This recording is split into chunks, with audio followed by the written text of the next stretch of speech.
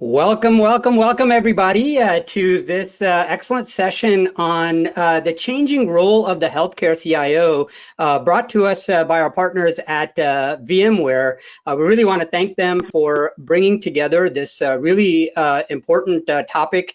We've got some great speakers and panelists here, but really that what makes this work is if you are asking questions. So please do spend time in the chat window, give us some of your questions so that I can present those up onto the panelists and they can interactively have a conversation with you. The other thing we're going to be doing over the next hour or so as we have these conversations is to present some questions that, and in terms of polls that we're going to put up on the screen. And when you see that, please answer the questions up on the screen, and that'll give us some feedback as well about how to change some of the questions based on your responses. So we love this to be real time, and for those of you that are spending the time with us, thank you very much. And we'll get started now.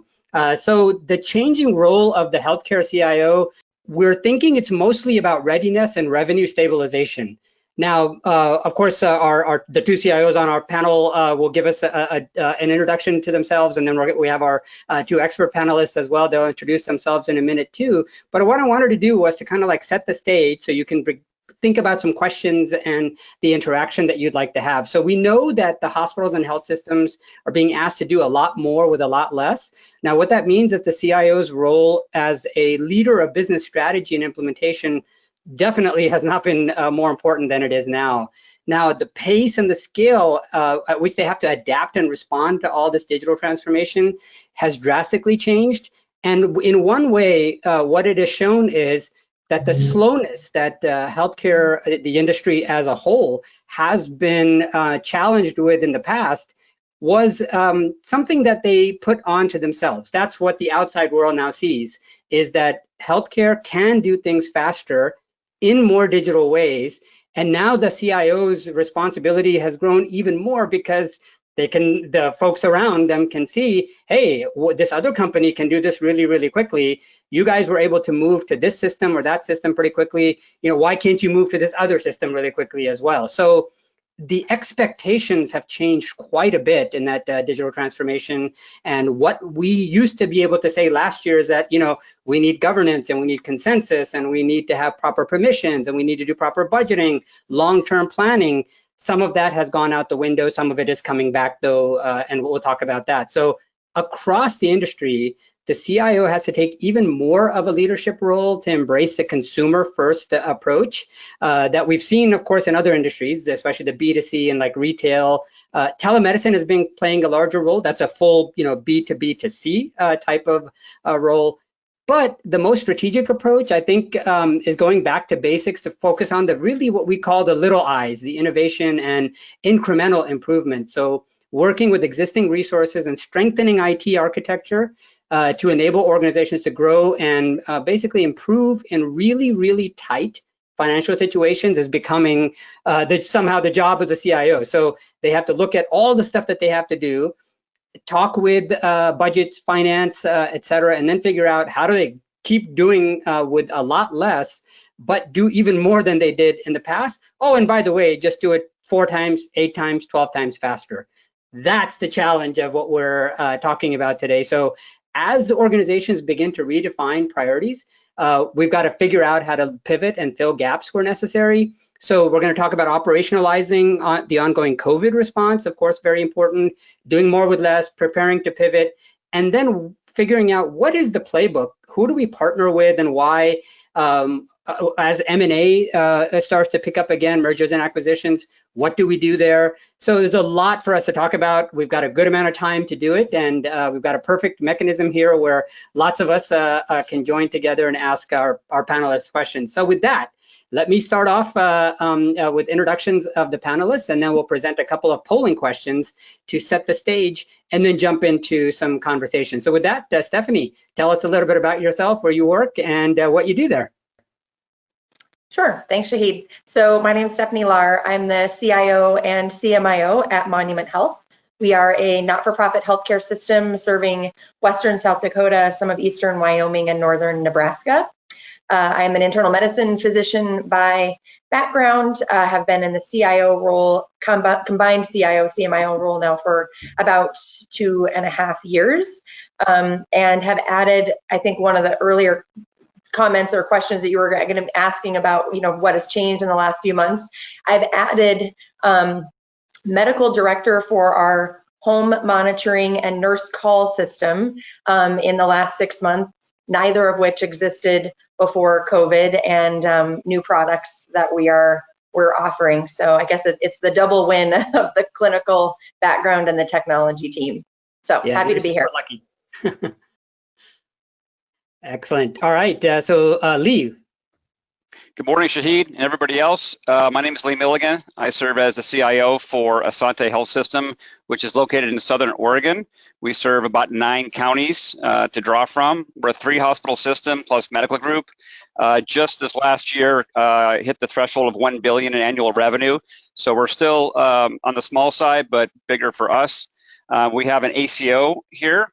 We've been an Epic shop since 2013, and it's really a great place to live in Southern Oregon. Excellent. John? Good morning. I'm John Henderson, the CIO for CHOC Children's here in South County of Los Angeles, south of Los Angeles. We are a 2-hospital system, also have approximately 26 primary cares, another 30 subspecialties, and we serve Orange County as well as the Inland Empire population. What's changed the last 6 months? Obviously, remote work is a big thing. Telemedicine jumped through the roof. But I'll say probably one of the biggest things we've had to do is how we support our physicians and clinicians. And one of the things we've had to really adjust to is how do we do that virtually, since the majority of my staff is completely remote. So we've done some things around what we call morning tech talks, where we just have virtual rounding with different physicians that come in at their convenience, and we kind of staff that with a nice mix of different folks from our IT group. Got it. All right, great. Vic, so you're at Sirius, you get to see lots of organizations, and so tell us a little about yourself and any initial comments you want to make to anything that Lee, John, or Stephanie have said, and then we'll jump into the audience polling question. Sure, yeah, thanks everybody. Hi, my name is Vic Nagy. I'm one of the directors of healthcare here at Sirius Solutions, and as Shahid said, I have the privilege to spend my time talking with a lot of healthcare organizations across the country, so different sizes, academic, non-academic, et cetera. And all I can say is that these last, it seems like many years now, but these last several months have just been very eye-opening and humbling in a lot of ways, and just having the opportunity to work with colleagues such as the panelists here has just been great. So I'm looking forward to this conversation. Great, and I'm going to present the initial polling question, but Stephanie, I'll have you also talk about the polling question itself, which is the first one's going to be, what is your organization's approach to IT staffing? So as I launch that, Stephanie, what is your organization's approach to IT staffing, and what are you suggesting to folks? And then we'll have Lee and John and Vic comment on that as well. So we are definitely a blend. From a perspective of my employed staff, we do have some managed services, so I'll talk a little bit about the philosophy of that. But with respect to my employed staff, most of my team is working from home. I have an on-site help desk location that we have not been able to quite transition yet, and some of my infrastructure team needs access to our data center and other equipment that they are working on site at least some of the time. All of my analysts are home 100% of the time, and our trainers are kind of a combination, mostly on site, although we are reassessing that right now, and actually really excited to hear more about what John has to say about the program that they created. It's a tricky one, trying to figure out the expectations of at the elbow support, not being at the elbow. So I think that's a great topic. I have no intention of my staff coming back, I think, anytime soon. It's been very successful. We were fortunate that we were already remote 3 out of 5 days a week when we entered into this situation. So that made it easier to make that transition. We've also helped some of our other corporate service areas across the organization successfully roll out work from home as well. And we have some tools that we're able to use to manage productivity. We are an Epic shop.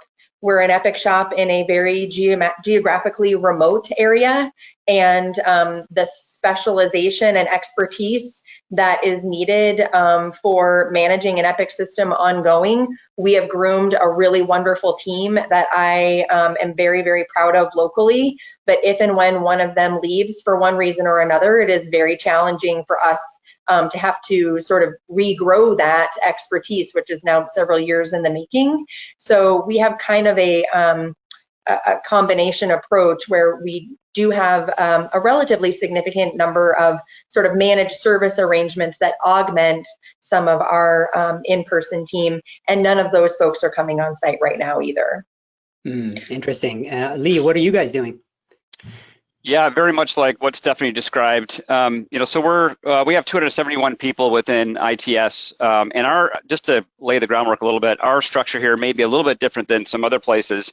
So we have 4 individual departments within ITS. We have analytics, we have informatics, we have technical services, and we have medical records. So we have a couple of areas that don't normally traditionally fall within IT, so like medical records or biomedical engineering within technical services. Back in late February, we sent 80% of our staff home.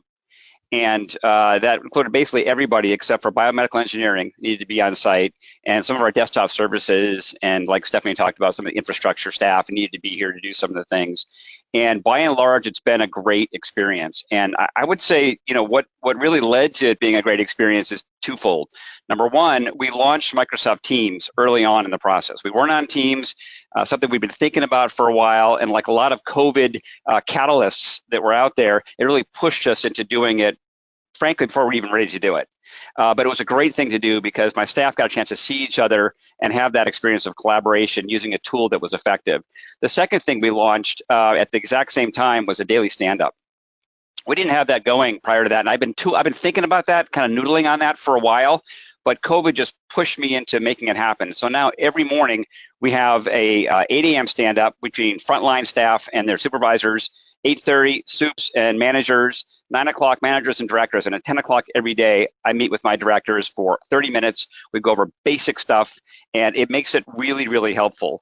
So as I look to the future, our current model is a good model, and I want to stay there. My challenge is not everybody within the corporate structure of our scenario sees it the same way. Our HR folks, our finance folks, they look at it differently. And I believe one of the challenges they have that I don't have is that they don't have necessarily the same kind of metrics I have around productivity. I can clearly see when my staff is being productive or not. I see them on a daily basis because we're using Microsoft Teams. We have daily stand-ups. So I feel comfortable that my team is being productive where they're at. Not all departments within our scenario feel the same level of comfort around that. And so I'm having discussions with them right now around that. And in terms of future staffing, I would say that our business model has shifted tremendously. Prior to COVID, we had a policy where we would not hire from outside the area. And I had some very difficult conversations with our HR leadership and others around the importance of embracing kind of this new way of doing business, that not only is it important for us to be able to engage with folks and be able to bring folks on board who may not be within our specific geography, but our folks are going to be at risk for the same. And so it's critically important that we kind of rethink how we're approaching our recruitment based on what's happened to us with COVID. Yeah, makes a lot of sense. And so, John, you tell us a little bit about the same topic. And while you're talking, I'm going to bring up the poll that everybody has responded to already, and then we'll present the next question after Vic jumps in as well. All right, a little bit of what Lee and Stephanie talked about. We were not a remote work organization prior to COVID. It's been something we've been talking about, but this really pushed us there. And so from an IT staffing perspective, where we are now, we are basically 85–90% remote, with the exception of desktop services and some of we kind of do a rotating call with our network engineers, folks who have to touch equipment. And so we kind of have that model. We do have some managed services as well. We'll continue that. But as we think about the future beyond the pandemic, we basically shared we won't even consider bringing anyone back into the office prior to February of 2021, and that may change as well. But I think what we believe this is going to look like, we've done some surveys to kind of get a sense of what our associates are interested in beyond COVID. And so we think from an IT perspective, we'll probably be 60-70% remote. And then we'll have some folks who do more of a co-sharing model, particularly when it comes to some of the educators and trainers in informatics, where they may need to come in and do some at the elbow support. But that'll be more of a co-sharing space, and 1 week on, 1 week off, that sort of thing.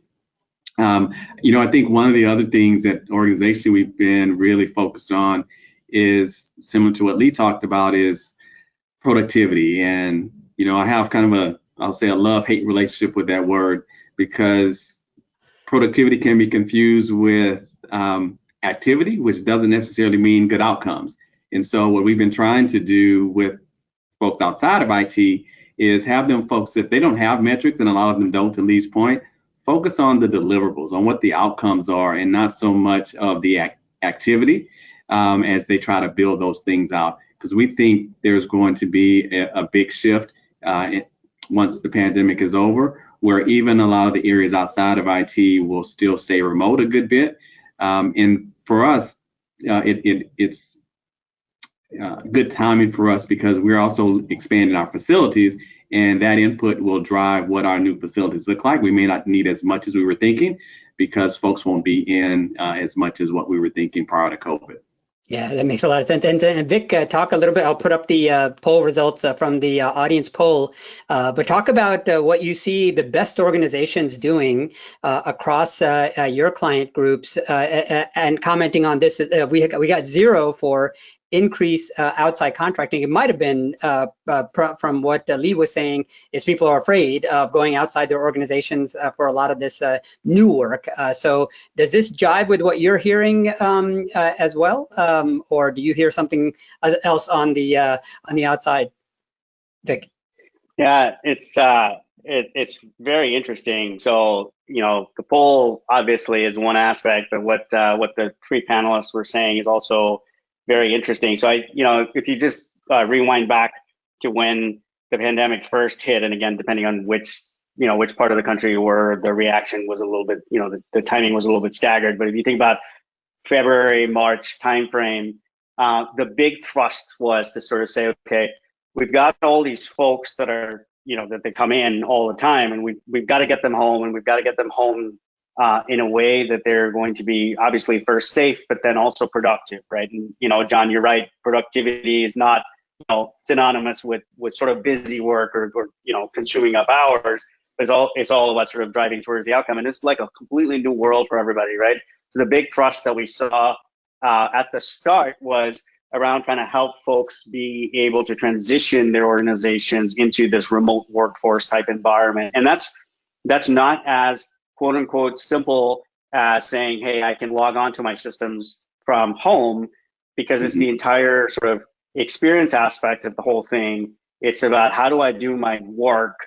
What does my workflow look like? How do I access these systems that were designed to be only accessed from the inside, for example? There's a lot that changes, right? And you can't magically then also come in and start dropping equipment into the data center to start supporting some of these things, because guess what? Things weren't coming in from a technology standpoint. Servers were in back order. You can't get into the place. You're trying to do all of this. There's like logistical, challenges.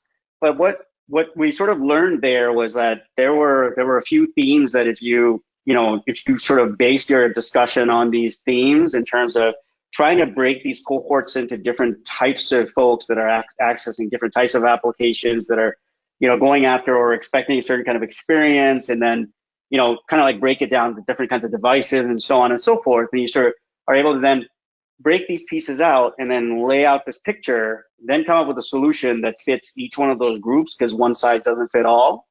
I think that's like the biggest lesson that we learned as we started out on this. So what we've been able to do is then continue to work with organizations that are going down this path of, hey, we've built a model under a lot of pressure, right? So we built it very quickly, but this model works for the most part. Now, there are some outliers. We would like to continue pursuing this, right, in the future, just like the poll said, and just like, the three panelists here said. It's like we would like to consider, keeping as many folks working from home for flexible reasons, et cetera. I mean, I don't know if you guys read, there's an internal memo from Microsoft that got released. I don't know if it was leaked, what have you, but essentially the whole notion of Microsoft, going down this route of saying, our employees, a vast majority of them, can work from home forever. In fact, they even went to this point of saying, if you decide you want to relocate because you want to be closer to family, or you want to be in the country, whatever you want to do, and it makes sense, we might even help you relocate, right? And so they're going through these things where it's just like, wow, and it's like a domino sort of effect. Now, Lee's right. Like in healthcare, there's usually been this very big focus of, hey, you got to come in, and I'm not going to say that you got to badge in and badge out, but you have physically got to be there, right? And IT and all the other groups sort of follow in the same footsteps. But I agree. Like, if you look at the things that have come out of this pandemic, right, that kind of pushed us really fast to adjust. There's some things that are really going to be long lasting. And now that we have just a second to breathe, of course, there's ups and downs. We can sort of take some of those lessons and apply them. So completely agree with what everybody said. And the poll responses don't surprise me at all. Yeah, that's good to know. And I think that so the main learning that we had over the last couple of minutes was, Lee, you kicked off this idea of the metrics or the outcomes not being well known in other sectors, in other business units outside of IT. And that's why they're a little bit more afraid about the change and what to do. And I think that might be something that we take notes about is, how does the IT organization become a leader in this area, which is, let us help you measure. And I take your point, John. Let's not use the word productivity just yet. Let us measure the activities that you are doing, whether they are productive activities or unproductive activities. I think is something that can emerge from this collection effort. But it seems like the role of the IT organization is going to have to be changing in general anyway. I mean, we've discussed that a little bit. But Stephanie, I'm going to put up the next poll question for audience participation. But how has your view of who your consumer is, has that changed at all in the role they play in decision making and planning for you as a CIO? It could be your patients, it could be clinicians, your own internal teams. What new inputs, if any, do you see coming in changing your IT organization during this time, and how much of that might stay? Yeah, so I think that dovetails really well off the last conversation, because part of what I was going to add right there at the end was, I think what we're really trying to get to, at least I'm trying to get to for our organization, I hear a lot of people talking about, is choice. Right, so our emphasis on patient engagement for quite a long time was around the idea of, our patients want choices. We need to offer choices, and so we were sort of slow to move, but then got there on telemedicine. Now we're looking at a lot more sort of digital tools that may help our patients have an experience that fits who they are and the lifestyle that they lead.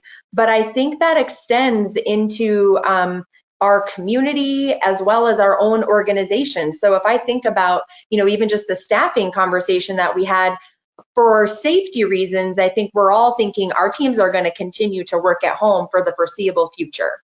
We will hopefully arrive at a place in the future where it's safe for people to work in whatever environment they can be most impactful.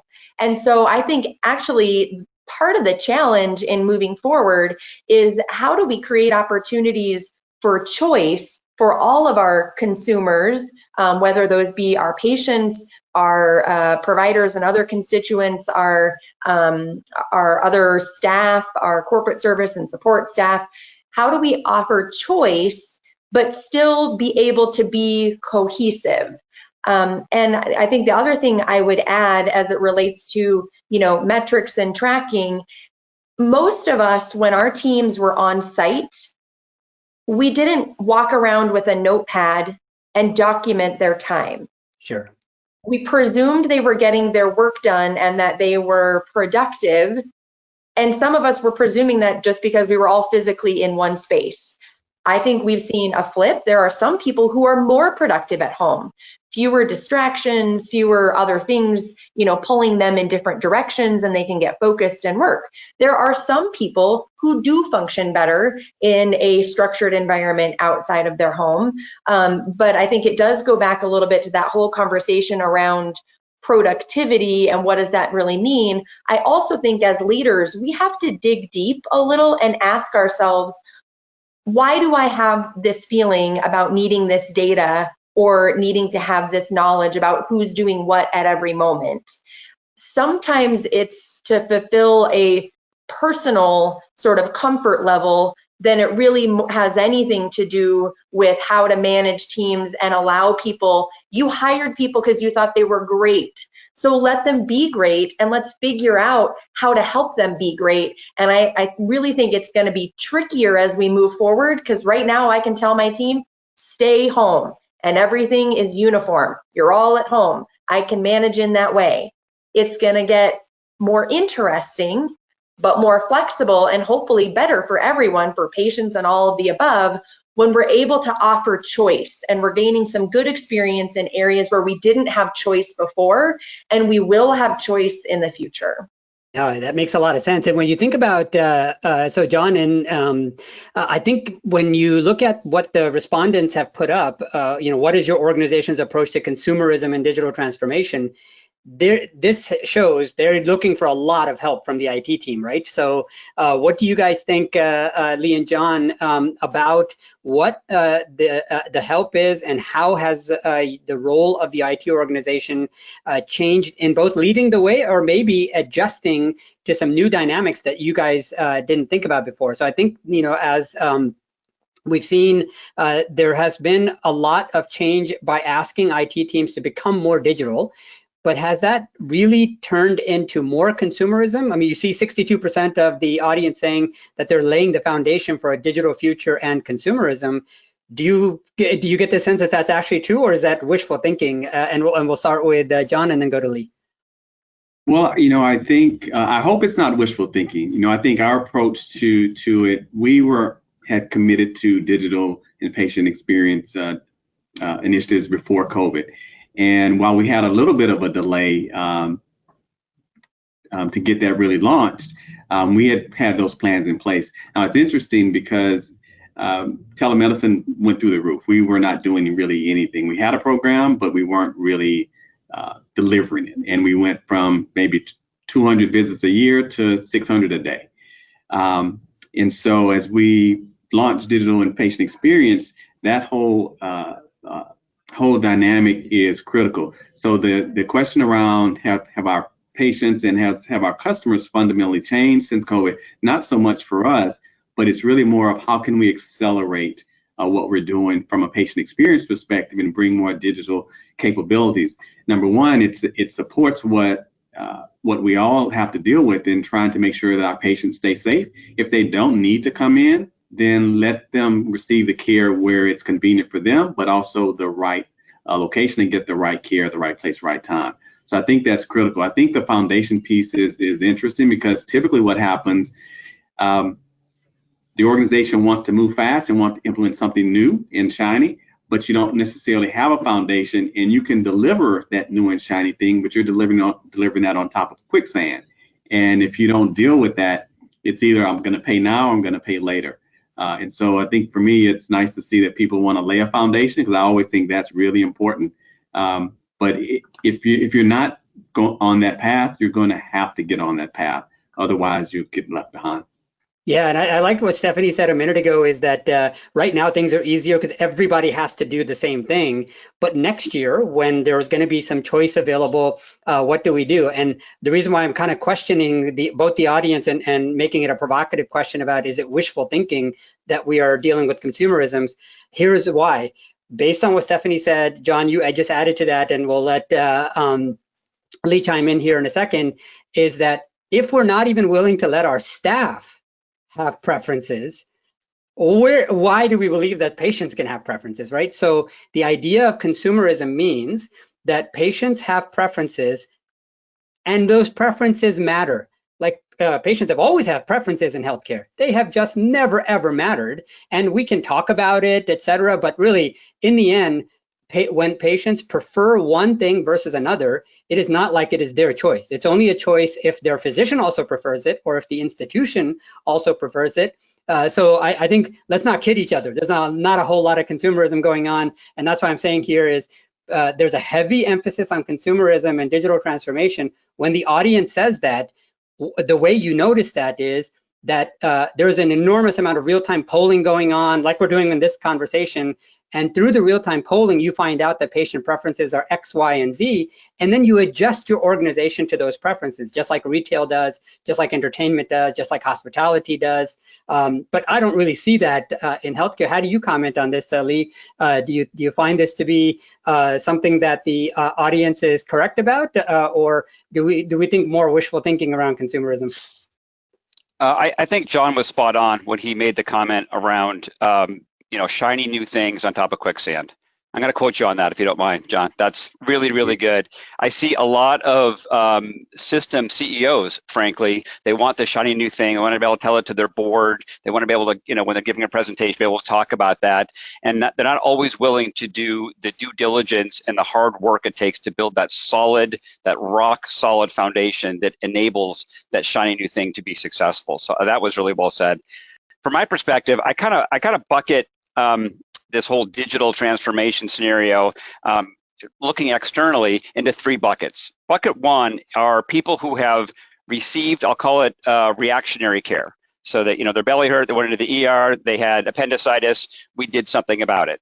Or, they had a sore throat, they went to urgent care, we evaluated them, did something about it. The next would be individuals who need a proactive product. So they need a screening mammogram, they need a screening colonoscopy. And sometimes these are the same people, but these are kind of two different buckets. The third would be just all humans within our geography, within our community, who we really want to reach out to and provide products and services to them that allows them to have a healthier life. So if you start thinking about CRM tools that are available in this space, that's really where that comes in. But I also think that there's a number of folks who would benefit from solutions that they're not going to think of. I sometimes quote this Henry Ford quote that says, if I asked them what they wanted, they would have said faster horses, right? I love that quote because, sometimes we just don't know what we don't know about what's out there. And one small example, if you'll permit me, is, a very good friend of mine, she has twins and both twins have a number of congenital issues. And she's in the healthcare IT space. She works for a healthcare organization. She's a VP and she's challenged because she can't get the doctors to talk to each other. Now, for those of you who have been with your parents or with others and gone through things, the doctors frequently use patients as mules to transport information. What did Dr. Smith tell you when you saw him about your dermatology appointment, right?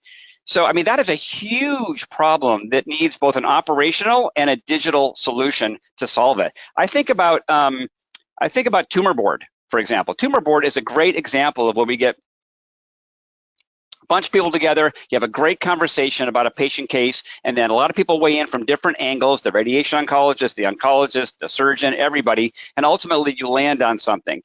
That is needed in this space. And so I come back to, there's a number of things that our customers from those three buckets will want and desire from a digital perspective, but there's also solutions that as IT folks, we should be engaged with our operational leadership to understand what problems that can be solved that they may not have even thought of. No, I appreciate that quite a bit. Stephanie, did you want to say something? Go ahead. I think that brings up a really great point from the initial, which is sort of the little eye of innovation and incremental change. Because the reality is when people are excited by shiny objects, it's usually because they have a problem they don't know how to solve, and someone has shown them something shiny that might be a solution to that problem. If we go after every shiny little object, especially without a foundation, then we have a bunch of shiny things laying in quicksand, and that's certainly not going to do anyone any good. However, if you innovate with a little I, and you know, that term really means you don't need an innovation division or a person or a whatever. Little I innovation is taking problems that are in front of you, using the tools and the people and creativity and ingenuity, and figuring out how you can solve those problems. That's innovation. It doesn't have to be technology. It doesn't have to be anything other than creatively solving problems that are in front of you. If you use little I innovation and you make incremental changes so that you're not committing the organization to anything massive. You didn't just spend $1 million or $10 million or commit yourself to a major, 3-year, whatever it might be. You can dabble in some of the shiny stuff, but maybe make it leverage off of something you already own or something you already do. So it's shiny and new and repurposed. It solves a problem. It's incremental so that if it's slightly misdirected or not on target, you're not way adrift on coming back and solving the problem. Because the reality is when people ask for shiny objects, there's a reason. They have a problem, they need some help in solving it. And so then the other thing I would say is I've really changed my perspective with my team lately on whose job it is to lead this endeavor. I used to say, and this is coming from a physician in the IT role, we need operations to lead this. I know I'm a clinician. I know I'm a doctor. I know I might even think I know the right answer. But if operations isn't leading this, we'll never be successful. The problem is people don't really know what digital transformation is. They know it when they see it. But if I just said write down on paper, VP of, whatever, what digital transformation is, wildly different, and maybe even some blank pages. They need us to lead this transformation. They will absolutely have to partner with us as we figure out where to go and where to make decisions, but we have to draw the picture, because I think, again, they're bringing us problems they don't know how to solve, and we got to do that. So transformation is, I think, really our job, and we've all been, and even as a clinician, stepping, I think, away from it a little bit, saying, ooh, we don't, IT can't lead this. And I'm coming back to my team and saying, yeah, we can. In fact, we have to. Right. And Vic, when you look across organizations, what are you seeing as expectations of IT organizations changing in the way that Stephanie's saying? Yeah, so first I want to mention 2 things based on the comments that were made. So I think the 2 themes were, this whole notion around being able to sort of bring some sort of semblance, right? And so I think you said, you asked, when you looked at the polling questions, you said, hey, if folks are saying that we're sort of in the stages of trying to get a foundation laid, right? And then are we being true and honest to ourselves because we have all of these folks working remotely and going through a digital transformation of their own? I think the answer is still yes, and I think that it's encouraging in general, for me anyways, to see that we are approaching this in a sensible manner. Like, there's so much debt that we have today, technical debt, in terms of applications, infrastructure, et cetera, that we have to deal with. Like the colloquial we, the 3 folks sitting, on the panel right there, have to deal with on a daily basis.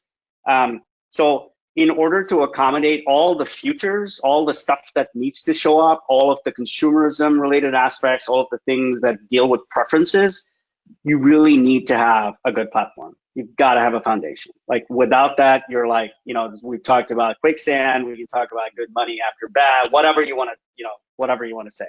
So that's encouraging. That's a good, really good, healthy discussion to have.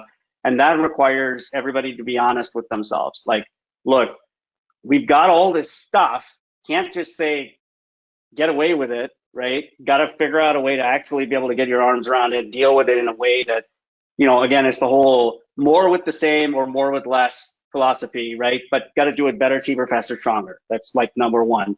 And that's something we can learn from other industries, right? So they have gone through these revolutions and evolutions, right? They don't have the same technical depth that healthcare does. And in that way, I do believe healthcare is different and special, but there's ways to deal with it. So that's one thing I think for sure is encouraging, because without that, it's the shiny new objects. And that's the shiny new object thing is not new, right? It's like a every HIMSS situation, right? Any leader in healthcare will go to HIMSS and then come back and tell the CIO, I saw these 6 things and we got to just do them. Like, dude, no, stop, right? Let's just wait for a second. Let's figure out how we're going to approach this. So we've got to deal with that, right? And on the flip side, this whole innovation aspect, like Stephanie's bang on the money, right? This whole little I concept is something, it's all of the other industries, like even software development has been using this notion successfully, very successfully for the last, I don't know how many, decades, right? So the fail fast notion, how does that show up? How do you actually do that? You do that by saying, I'm going to go after a specific problem in a very chunked fashion. And if I'm not getting the outcome that I want, then I can sort of let go of it and move on. This is the whole 3-5 year versus 3-5 week sort of mentality. Then you can start talking about agile. You can start talking about any of ITSM, any of the principles that you can use that allow you to realign and reimagine yourself as service oriented, right? So it's like I have this whole notion of being able to not just use a service management platform to inventory my assets, right, which is one small part, but actually to build service catalogs and start delivering services. But to do that, I have to change the way that I work. So I'm kind of seeing like these two things coming in together. Now, there are still organizations that are massively talking about sort of digital, consumerism. And Stephanie's right. I mean, there's all sorts of different answers. There's like books written about it. There's blank pages. There's like, and it means different things to different people. And that's cool. That's fine. But if we just like fundamentally agree that there's these like basic block and tackling foundational things that we have to get done, I think we're all going to have a really good time. No, I totally agree. We will be able to deal with consumers, right? Yeah. So the big thing that I kind of push on health systems, especially, is be open and honest. There are things like that consumers do not get to have preferences about, right? There are things like standard of care, and you're going to follow those things. But there are areas where consumer preferences matter. If you don't segregate and separate those out as leaders, meaning from whether it's IT or CFO, CXO, whoever that is, if you don't know what you're going to allow preferences about or not allowing preferences about, you don't have the systems in place, stop pretending. It's not like the patients are fooled by it. They find it funny when you say that you care about these preferences and you have no way to record them. Or if you do have a way to record them, you don't actually act on them. Or you are acting on them, you're not acting on them consistently. It's better to be honest and say, we are a healthcare organization. We don't actually care about whether you think your diabetes should be taken care of or not. We're going to have standard of care and we're going to do it this way. But there are areas on how we will do outreach, the channels we might use, and that's where we need to make sure that we're being open and honest with each other. Like when I go to get my car fixed, I don't have a preference as to whether I need 4 tires or not. The car needs 4 tires. I get a preference on what the tire might be and brand might be, et cetera. So be open and honest which ones are there, and things are much, much easier. With that, there is a lot that you guys have talked about with respect to shiny new objects. One of the reasons shiny object syndrome also occurs is we don't have a way to prioritize and organize where we are going to spend our attention and our money and our budget, et cetera. So Lee, what do you see with respect to prioritization? How do requests come in? And what do you do with them, right? Are they just a bunch of emails that you're going through? Where does prioritization occur? Is it the IT department's job? Is it somebody else's job to pre-prioritize and bring them to you? Let's talk about that a little bit, because that might actually help our audience understand where the decisions are being made. Yeah, at any given time, you've got unlimited desires and very finite ability to deliver. And so there's always going to be this delta between what's wanted and what is what you're capable of actually delivering. How you manage that deliverable is key to how you're perceived and how effective you are in this role. For us, I was really frustrated. I'll be honest with you. When I first came into this role, it's been 2 years now. It was pretty clear to me when I met with the individual teams that they were pulled in too many directions constantly. I asked their leaders, what do you guys do in order to be able to manage this? And I got all kinds of answers. So finally, I asked all of the managers, we have a every other week managerial meeting, to present their process for prioritization for their individual teams. And it created a lot of angst amongst the managers, but they did it, each one, and they were all over the map. There were actually 2 teams in particular that did a really good job. The rest were really challenged with it, primarily because we hadn't given it the attention that it required. These are really smart people. There was prioritization or the collection of ideas, because that might be 2 different topics, right? Yeah, this piece was around prioritization, and so as we looked at that, I put that at the top of my list of things to do, because I realized that for my team sanity, for my sanity, we got to get this piece right. So ultimately, what we did was we bucketed our work, no matter what team you're on within ITS, into 4 separate platforms.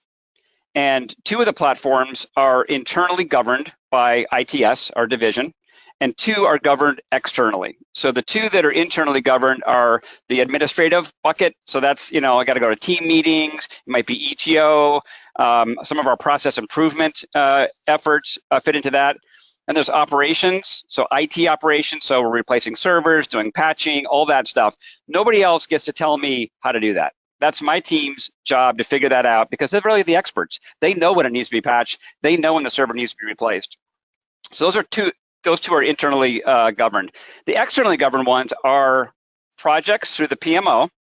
So it's gone through a formal vetting process through the PMO and has full transparency, as well as optimizations. And our optimizations really gets governed primarily by a number of our committees. So our nursing advisory committee, our physician advisory committee, our PharmAC, et cetera. And so we have these 4 separate portfolios, and on a monthly basis, my team delivers in hours the availability to the PMO for that specific portfolio. And that one change has made all the difference in the satisfaction and the sanity of my team and our productivity. Yeah, and when you look at companies, especially like VMware, the partners who are helping bring this to you guys, there's a lot that they can do in a variety of different areas. But if we don't prioritize well, that's where the struggle is. And John, the priority struggle is even worse based on what you mentioned a little while ago, when we confuse activity for outcome, right? So you have a lot of processes, you have outcomes, et cetera. When you look at prioritization and what Lee is doing, comment on that as to whether or not a PMO's job is to prioritize the projects, or is their job really to prioritize the expected outcomes, and then other people figure out which projects to put into which order. What is the PMO's principal responsibility? Is it collecting projects or collecting outcomes? Well, it's an interesting way you phrase that. I think it depends on where your organization is culturally and how they view that. I completely understand where Lee's coming from. If you don't have an organizational governance model, then sometimes you have to lead that. And the way you can do that is through your span of control. And that starts with your PMO office, and put those gates and controls in place until your organization evolves to something that's beyond the PMO. Then they can shift to outcomes and delivering the capabilities and the value from what's being greenlit for the organization and what's important. So I think it's going to depend, and I think both are effective. It just depends on where you are. I'll tell you, for our organization, we're doing something very similar. I mean, we're really driving from a PMO perspective what comes in, what gets resourced, what gets activated. The good thing, we do have a top-line strategic plan that has about 7 top-line goals and priorities for us. Now, the bad news about that is each one of those top-line goals can have 5, 10 initiatives under each. So that's that's strategic. So that by definition, that means it's important and we should allocate resources to it, right? Then there's to keep the lights on, and then there's what I call the business enabling things in the middle that you also have to deal with. So you still have to have that level of governance, understand what you can do and what you can deliver, and try to articulate that to the executive leadership team outside of IT of, you say you want to do 50 projects that are strategic, but in reality, we only have the capacity to deliver 20 of those and still keep the day-to-day running of the organization going. So how do you want to determine which of those 20 we actually take on? So you get to that sort of conversation, and so it's every organization goes to that, I'll call it that maturity cycle, to try to get to that desired state of, you got a good balance for what the organization wants to do. They understand what it means to actually get there and resource it appropriately, or say we can only take on this much, and then everything else is going to shift right. Yeah, and Stephanie, if you can comment a little bit on what both Lee and John just said about prioritization. Is that different at Monument, or is it about the same? And then I'm going to show an audience polling question about all the financial pressures that are coming in. How are we handling that? And Vic will talk while the audience is being polled there. But what I'd love for you to just do, Stephanie, is kind of like synthesize and summarize what Lee and John said about prioritization and how you could actually prioritize. Is it possible to prioritize outcomes? And asking for external governance. I love that model that Lee had for external governance versus the internal governance. Is it possible to do outcomes prioritization versus projects and other priorities? Yeah, so I think it is possible. I think John is exactly right in that it depends where an organization is in their maturity model toward that. If you're going to prioritize based on outcomes, that inherently requires relatively sophisticated understanding of data and where you're starting and where you're trying to go to. And lots of us, I think, are still in our development of maturity around, we know we have a problem, we're trying to quantify it, we know we have room for improvement, we're trying to quantify that, we're trying to make improvements while trying to understand the data better. And if you're doing that, then you're going to end up with this sort of mix of, here's a project that we think is going to get us closer to an outcome, but our ability to measure and determine that may be a little bit of a mixed bag, while we're also at the same time trying to understand those maturity data and analytics models. And we can't just all say, okay, we're not going to make any improvements until we've got all the data we need so that we know when we've made XYZ changes, whether we were successful or not. So it's that sort of changing the engine, while the plane is flying scenario. We're doing both. And I think most organizations are in that scenario. They're striving toward wanting to prioritize based on outcomes, but the reality is we don't necessarily have all the appropriate information and structures in place to do that. So we're prioritizing based on what we know and can do right now, and we're working, and that's one of the other projects right there, is how do we gain this, not only the technology understanding around analytics and data and use of it, but the operational understanding of data and the use of it and integrating that into day-to-day workflows. And that doesn't happen in 45 minutes. Yeah, and it's such a great point. Our friends at Sirius, we'll let Vic talk in a minute, are bringing you this entire webinar series. And the next webinar is actually on the topic that you just mentioned, Stephanie, which is decision-making post-COVID using data to help you drive efficiency and quality, right? And so it's very, very important to do that. But I'm kind of like poking and prodding this question about outcomes versus process and how do you properly prioritize, Vic, because as you look across multiple organizations, some of them just pretend like they do prioritization, and it's really whoever's screaming the loudest or came in last in the office, whereas other organizations have a very methodical, disciplined approach to prioritization tied to strategy, like Lee and John and Stephanie talked about, or it could be tied to, hey, look, we don't know what's going to happen a year from now, but our priorities have shifted for COVID, and this is where we're starting. So I'd love for you to comment on what Stephanie, John, and Lee said about prioritization, and what are you seeing about prioritization in the best organizations? And for our audience, as you hear what Vic is talking about, please too give us some thoughts on this last audience polling question, and we're going to be finishing up in about 5 minutes. That's great. So thanks for that. I think that's another interesting topic. So I think the way that I'd like to address this is just talk a little bit about kind of where I see most organizations, or a lot of organizations. Again, there's always outliers, right? So I think the first and fundamental thing, and I think we touched on this a little bit, was being able to measure how, I like to call it, how full is the IT group, right? How full are your different people in different groups as part of the entire IT organizations? How busy are they, and what are they busy with, and what is the work that they're doing, and what are some of the opportunities there? See, you could get a lot of stuff out of this, right? So what are some of the opportunities there to help make some of that work a little less busy? So, process related improvements, process related automation, those sorts of things come to mind. But it all starts with a baseline, and organizations are all over the place in terms of being able to get this baseline. So some of them, and Dr. Milligan talked about this when he came in and he asked his managers and directors to sort of figure out how are they allocating work and how are they measuring sort of the busyness of the teams.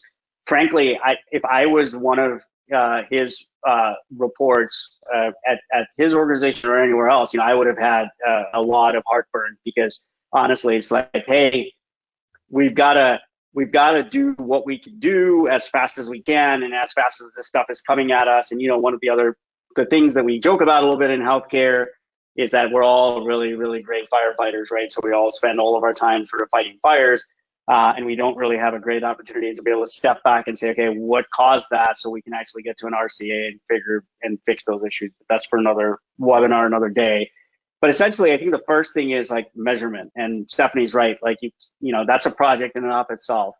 So while you're doing that, then what do you do about the other stuff? Well, part of the reason why it's really hard to measure things is because we're so busy. And part of the reason why we're so busy is because another thing we're really good at in healthcare is saying yes to pretty much everything, right? So somebody comes up with a project that says, hey, I want to do X or I want to do Y. Sure, no problem, right? So that's where this whole notion of intake and this whole notion of PMO or EPMO comes in to say, can we put in some guardrails and some barriers to say, okay, can we have some way of figuring out, like, before the stuff comes flying in, some gates, right? And how sophisticated those gates are and how sophisticated the processes are all depends on your level of maturity. John's 100% right? It's like some organizations going to be like, okay, I have my strategic goals for the organization and the business outline, and every single project that's going to come in has to meet or exceed certain benchmark criteria to meet or exceed each of those strategic goals. Some organizations might be like, just like you said, the person asking for this is screaming the loudest and has the most influence, so we're going to just say yes and go.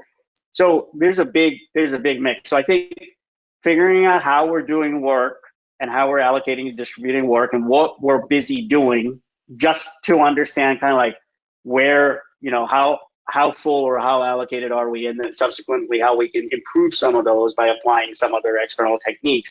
That's one branch. The other is, how do I sort of figure out the work that comes in and put some sort of semblance around it and then mature that process moving forward. But I think this notion of being able to tie outcomes to everything that we do, I think is a very good one.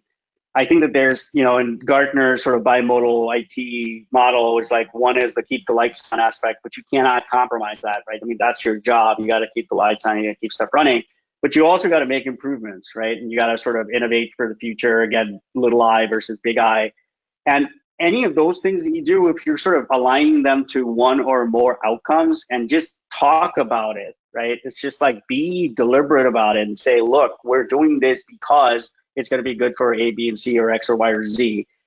I think that's a really good place to start from. And this is a big shift. There's a lot of stuff shifting for healthcare, right? So if we sort of take this into the mix, I think we're going to set ourselves up for success in the future.